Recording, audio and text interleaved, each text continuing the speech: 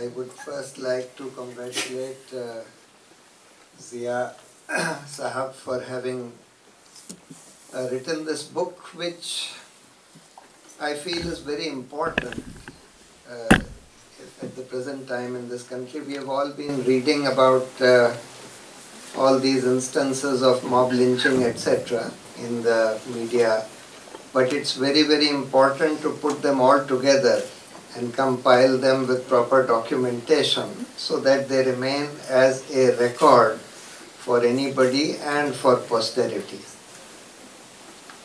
What we have been witnessing is, as Jignesh said, something really, really horrible and terrible, which is not merely this kind of mob lynching which Zia Sahab in his book says. It's another form of rioting. It's a one-sided kind of rioting. But what we are witnessing is firstly a complete collapse of our police machinery, or rather a collaboration of the police machinery with this mob lynching and with the perpetrators of this of these heinous crimes. Absolutely unimaginable, the kind of depravity and the kind of grotesque nature of these crimes. But we are also witnessing at another level, which also Jignesh pointed out, a kind of normalizing of these heinous crimes and the depravity which accompanies these heinous crimes among substantial sections of our society.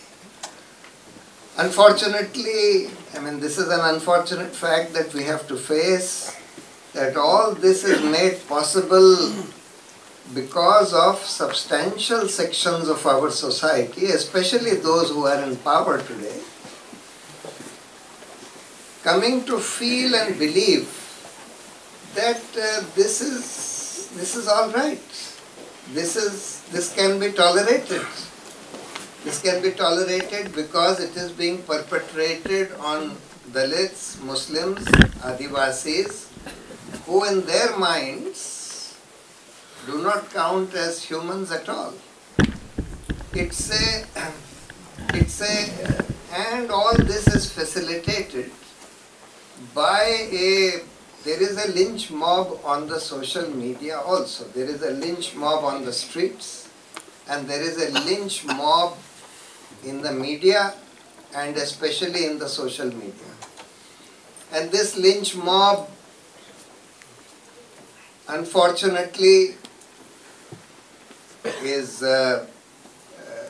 all kind of ultimately shepherded by the Prime Minister himself. If you've read that book, I Am a Troll by Swati Chaturvedi, you will realize, and those of you who have not read this book, I advise you to pick up that book and read it, and then you will realize how this lynch mob is managed and controlled. There is a BJP IT cell which has now about 2,000 people who are paid 50,000 rupees a month, whose job is to create 10, 20, 30, 50 accounts and spread firstly all kinds of hateful, fake news, false information about Muslims, about Dalits, etc. through the social media, and just spread that through WhatsApp, through Twitter, through Facebook, etc.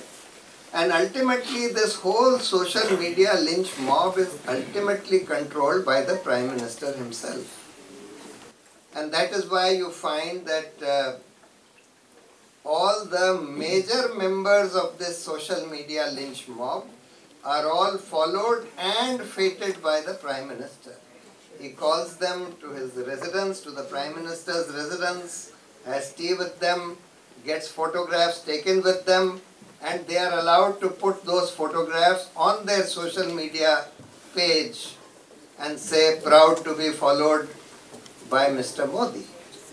So I don't think that we have ever seen a head of a government participating in this kind of absolutely heinous, vulgar, vile lynch mob on the social media, which abuses, threatens women with rape, threatens other people with murder, and absolutely vile abuses, and spreading hateful and false stories.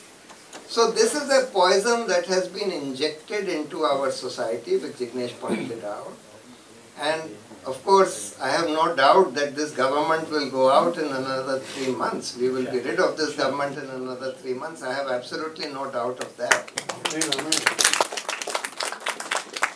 But the challenge would come after that. The real challenge would come after that. And the challenge would be, firstly, of course, for the alternative government which comes to run in at least a half credible manner with some kind of program, and that is why we had produced this document which called Reclaiming the Republic, which contains an agenda which is required to reclaim our republic, and in this one section deals with this issue of inclusion and justice for vulnerable populations, in which we have made several recommendations as to what needs to be done regarding this kind of these kind of things that are happening, these attacks on Dalits, Muslims and other vulnerable sections of our population.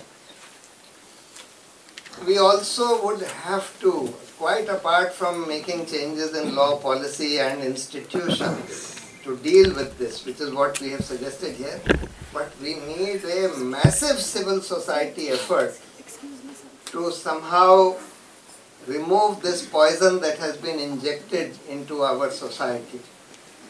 Because a lot of people, unfortunately, have ingested this communal poison. It's not merely a communal poison, it's also a kind of desensitization of their humanity itself. So this has to be resensitized. This communal poison which has been spread into our society, this has to be removed. For that, a huge amount of effort would be required. We have been saying, I have been saying for a long time that we need to have our own IT cells which spread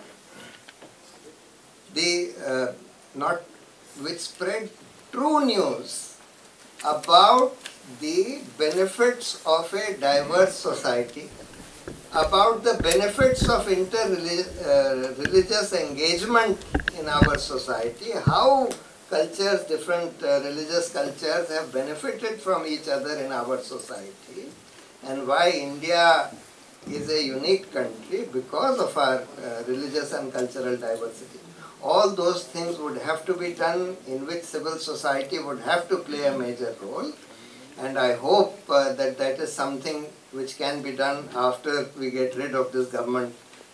I mean, should be started immediately, but I am saying that hopefully we'll be rid of this government, and hopefully all that process of reclaiming our republic and repairing our institutions, reclaiming our, getting rid of many of these draconian laws like UAPA, AFSFA, NSA, etc., all that will begin. Thank you very much.